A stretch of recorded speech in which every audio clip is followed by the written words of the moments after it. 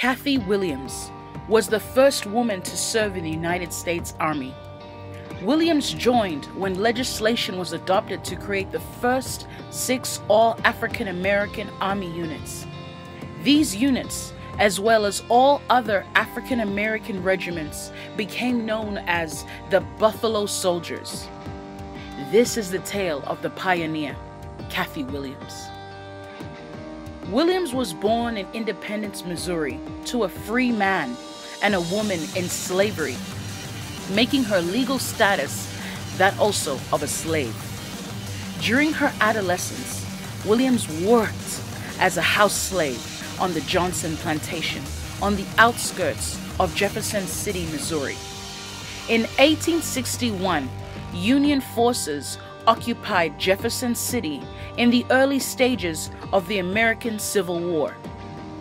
In 1861, Williams was freed with the Union occupation of Jefferson City. Unfortunately, at the time, freed slaves were seen as contraband, not much different from being slaves.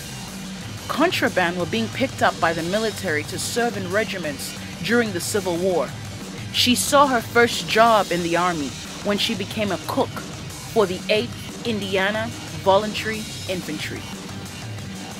In 1863, she received her first glimpse of African American soldiers in Little Rock, Arkansas, when she suddenly was taken from the 8th Indiana Infantry to learn cooking.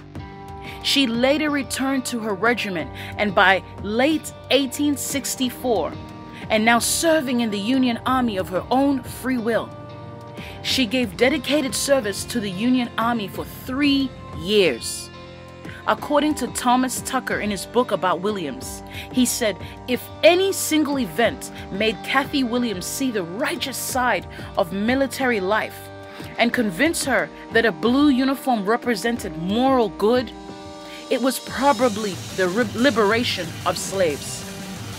Perhaps the knowledge that she was now part of a liberating army helped to give Cathay Williams the idea of one day wearing a blue uniform.